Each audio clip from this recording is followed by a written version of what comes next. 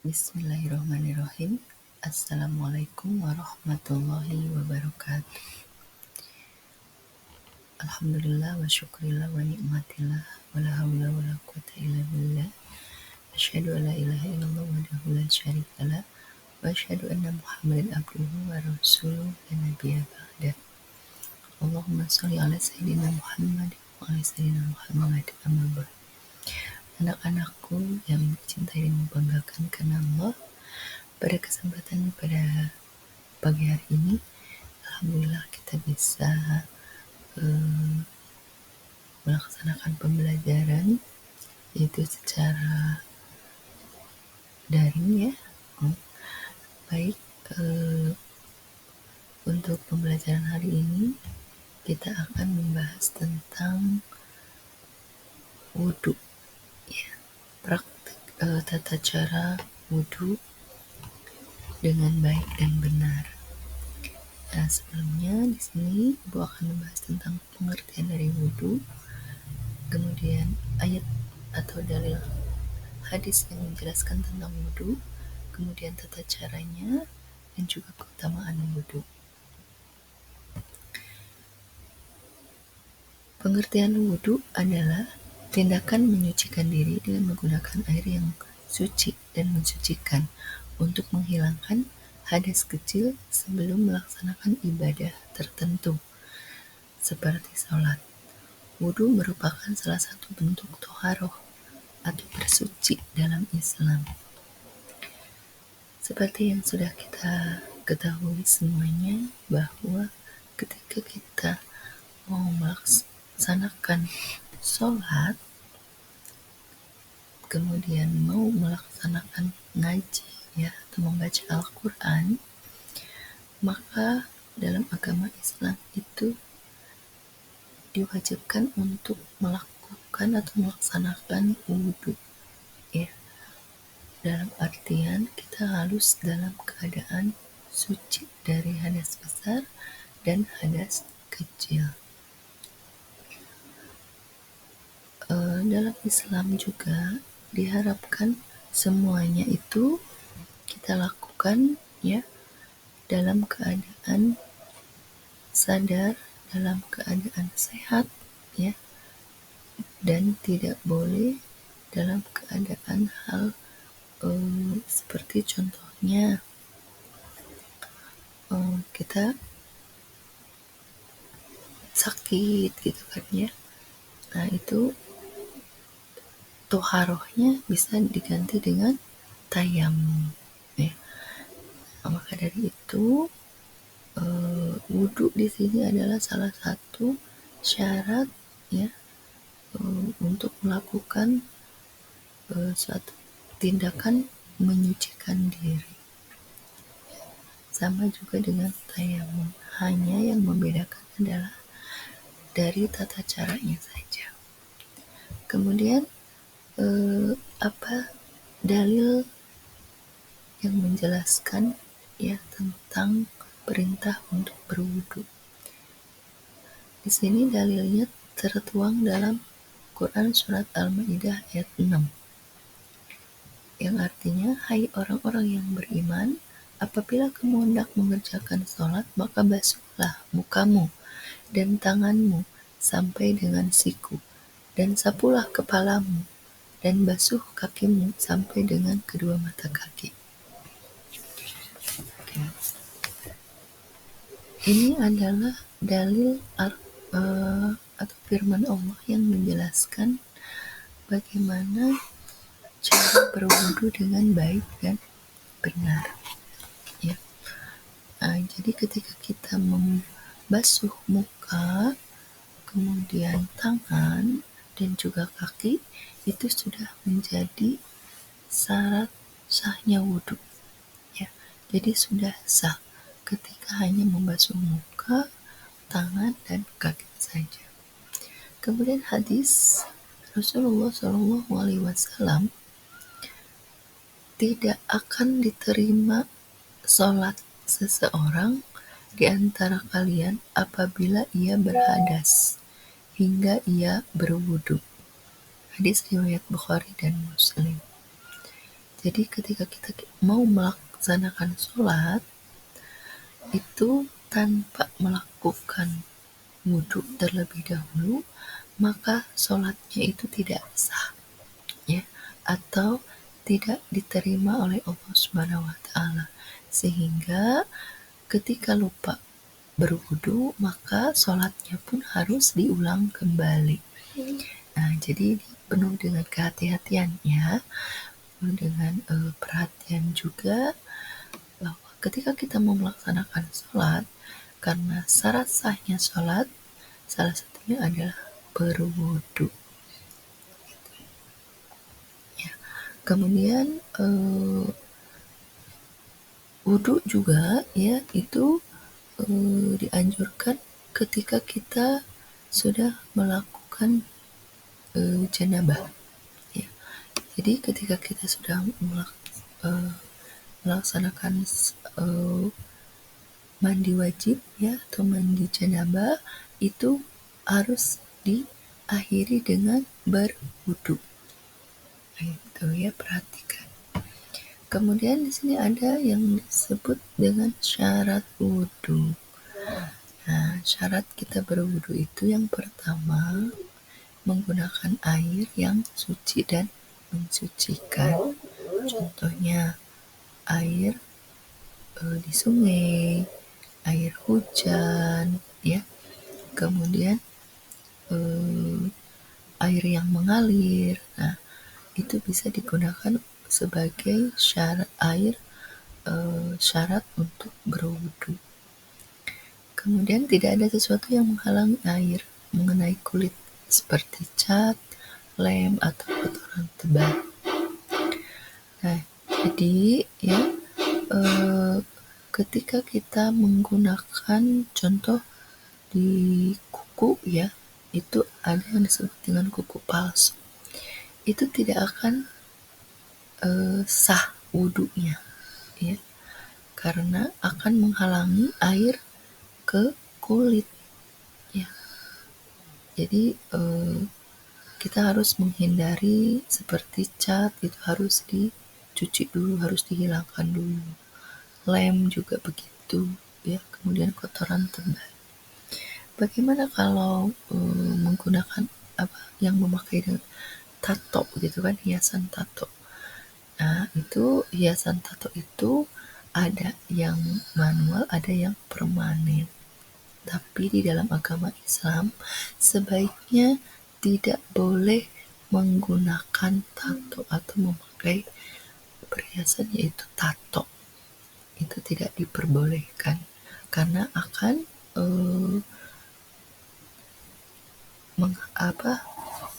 tidak sah, gitu ya, wudunya. Sehingga harus diulang kembali dan kalau bisa itu harus dihilangkan dulu baru boleh mengambil air wudu. Kemudian yang ketiga, wudu dilakukan oleh orang yang sudah balik atau berakal, ya. Ini adalah salah satu syarat untuk berwudu. Jadi ketika wudu itu dilakukan oleh seseorang yang sudah balik, kemudian berakal sehat, maka, ya, syarat wudunya itu sah. Bagaimana jika dilakukan oleh anak, ya, anak-anak contohnya yang belum balik? Nah, itu tidak batal, gitu ya, wudunya tidak batal, gitu. Kenapa? Karena anaknya masih usianya belum balik, ya. Balik itu kapan?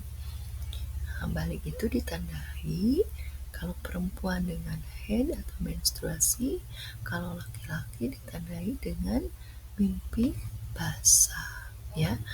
Jadi ketika merasa sudah balik itu salah satunya itu. Dan yang kedua, sudah bisa membedakan mana yang baik, mana yang benar, mana yang buruk, ya, atau mana yang hak dan yang batil. Itu sudah termasuk orang yang balik atau berakal. Nah, kemudian syarat yang terakhir wudu yaitu mengetahui bagaimana tata cara wudu yang benar, yang baik. Baik, nanti dijelaskan untuk tata caranya. Kemudian selanjutnya itu rukun wudhu. Rukun wudhu adalah bagian wajib yang harus dilakukan dalam wudhu. Jika salah satu rukun ini tidak dikerjakan, maka wudhunya tidak sah. Rukun wudhu itu meliputi apa saja? Yang pertama, niat, ya. Kemudian membasuh muka. Yang ketiga, membasuh kedua tangan sampai siku. Yang keempat, mengusap sebagian kepala. Yang kelima, membasuh kedua kaki hingga mata kaki. Dan yang keenam, tartib. Itu termasuk rukun wudhu, ya. Kalian tahu niat wudhunya seperti apa? Baik, Ibu akan bacakan. Niat wudhu itu Bismillahirrohmanirrohim, ya. Sambil kita menghadap air yang mengalir, ya, kita baca nawaitu wudu'a liraf'il hadasil asgori fardolillahi ta'ala. Itu niatnya, ya. Dibacanya ketika sedang membasuh muka, diucapkan dengan lisan, ya. Kemudian diucapkan dalam hati, diniatkan dalam hati kalau saya niat wudhu untuk membersihkan dan mensucikan hadas besar dan hadas kecil karena Allah Ta'ala. Itu niatnya, ya, sambil membasuh wajah.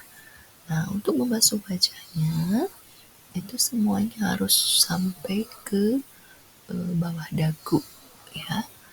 Itu telinganya sampai ke telinganya, ya, harus kena, ya, gitu, mengenai telinga. Kemudian membasuh kedua tangan sampai ke siku, ya. Jadi jangan asal kena air saja, tapi harus sampai ke ujung sikut sini, ya, ketika membasuh kedua tangan, ya. Kemudian mengusap sebagian kepala. Nah, untuk mengusap sebagian kepala, nah, ini dari jidat, ya.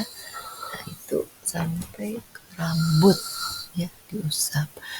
Yang kelima, membasuh kedua kaki hingga mata kaki, ya. Diusahakan itu kedua kaki basah sampai ke mata kaki biar wudhunya sah, ya. Jika rukun-rukunnya wudhu ini terpenuhi, ya, maka wudhunya akan sah. Dan yang terakhir yaitu tertib melakukannya sesuai urutan. Diusahakan, ya, ketika kita wudhu itu urutannya harus sesuai. Mulai dari kita biasanya, ya, membasuh kedua telapak tangan, kemudian berkumur, ya, 3 kali, ya. Nah, hasil kumurannya itu dibuang ke sebelah kiri, ya, itu 3 kali. Setelah itu hidung, ya, itu biasa yang kita lakukan. Nah, habis hidung yaitu muka.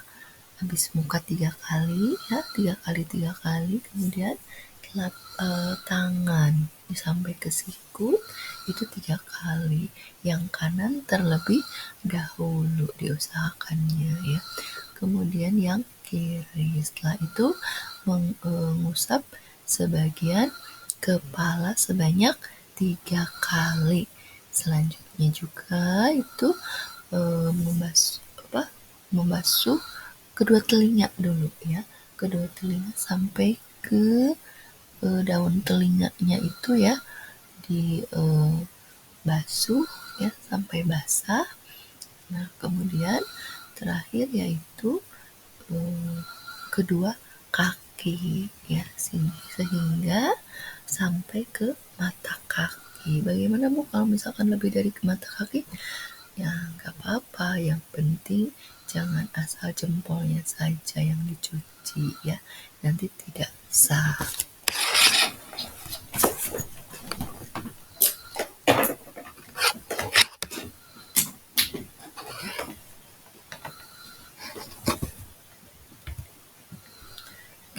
Baik, selanjutnya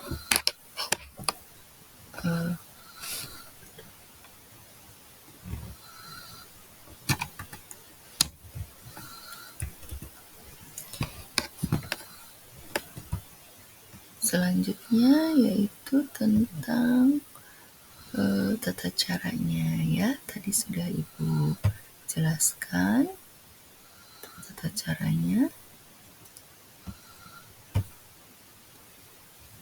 Oke. Setelah selesai sampai ke mata kaki ya, maka terakhir yaitu membaca doa setelah wudhu ya. Untuk bacaannya adalah Bismillahirrahmanirrahim. Asyhadu alla ilaha illallah wahdahu la syarikalah wa asyhadu anna Muhammadan abduhu wa rasuluh. Allahumma ij'alni minat tawabina waj'alni minal mutatahhirin. Ij'alni min ibadika sholihin ya. Artinya, aku bersaksi bahwa tidak ada Tuhan selain Allah yang Maha Esa, tidak ada sekutu baginya, dan aku bersaksi bahwa Nabi Muhammad adalah hamba dan utusannya. Ya Allah, jadikanlah aku termasuk orang-orang yang bertaubat, dan jadikanlah aku termasuk orang-orang yang bersuci atau mensucikan diri. Amin. Ya, seperti itu untuk bacaan doa setelah wudhunya. Baik, anak-anakku, selanjutnya kita akan bahas tentang apa saja hal-hal yang membatalkan wudhu. Yang pertama, keluar sesuatu dari kubul atau dubur. Contoh, seperti buang air kecil, buang air besar, atau kentut. Ya, itu hal yang membatalkan wudhu. Kemudian tidur nyenyak yang menyebabkan hilangnya kesadaran. Jadi setelah wudhu, kemudian tidur. Ya, berarti itu harus wudhu kembali. Ya, tidak boleh sholat. Kenapa? Karena udah hilang kesadaran, tidak ingat, maka harus wudhu kembali. Kemudian yang ketiga, hilang akal karena mabuk, pingsan, atau gila. Ya. Nah, selain tadi tidur nyenyak, ya, hilangnya kesadaran, nah ini terlebih hilang akal karena meminum minuman keras, ya. Kemudian setelah wudhu pingsan contohnya, ya. Nah, maka itu setelah sadar nanti harus wudhu kembali, ya. Dan orang gila, ya, namanya orang gila berarti tidak punya akal sehat, sakit jiwanya, dan artinya itu hal yang membatalkan wudhu, ya. Jadi tidak sah wudhunya bagi orang yang gila, ya. Kemudian yang keempat, menyentuh kemaluan dengan telapak tangan tanpa penghalang. Nah, ketika kita sudah wudhu gitu ya, biasanya selesai mandi itu kan suka wudhu, kemudian menyentuh kemaluan dengan telapak tangan, maka wudhunya batal, harus diulang kembali, ya, kalau misalkan tanpa penghalang. Kemudian yang kelima, bersentuhan kulit laki-laki dan perempuan bukan mahram. Menurut sebagian ulama, ada yang mengatakan bahwa ketika kita sudah melakukan wudhu, kemudian bersentuhan dengan laki-laki yang bukan mahram, maka wudhunya batal, ya. Contohnya, suami istri itu sebetulnya ya ada yang mengatakan suami istri itu kan sudah termasuk mahramnya, ya. Nah, tapi secara zahir itu karena kita kan tidak satu darah, jadi batal wudhunya itu, ya. Karena yang mahram itu yang satu, ada yang berpendapat satu ibu gitu ya, maksudnya saudara kandung seperti itu tidak membatalkan wudhu kalau saudara kandung itu, karena satu darah gitu ya, seperti itu. Jadi ketika bersentuhan kulit laki-laki dan perempuan yang bukan mahram, ya, nah bisa saja itu yang suami istri, karena tadi yang Ibu jelaskan suami istri itu kan tidak satu darah ya, atau tidak satu sepersusuan gitu, maka itu bukan mahram sebetulnya. Ada yang berpendapat seperti itu. Maka suami istri pun itu bisa dikatakan batal wudunya ketika bersentuhan kulit. Tapi ada juga yang berpendapat tidak batal ya gitu. Karena apa? Karena mahramnya gitu, sudah terikat dengan ikatan pernikahan gitu. Oke, selanjutnya yang terakhir itu keutamaan wudhu ya.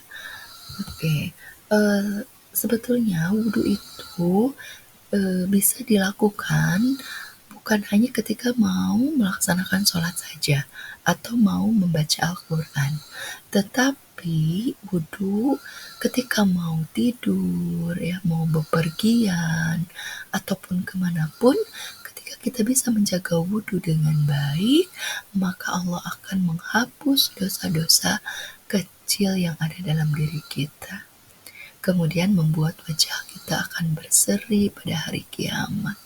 Dikatakan nanti suatu hari di padang mahsyar itu akan terlihat orang-orang yang wajahnya berseri, bercahaya.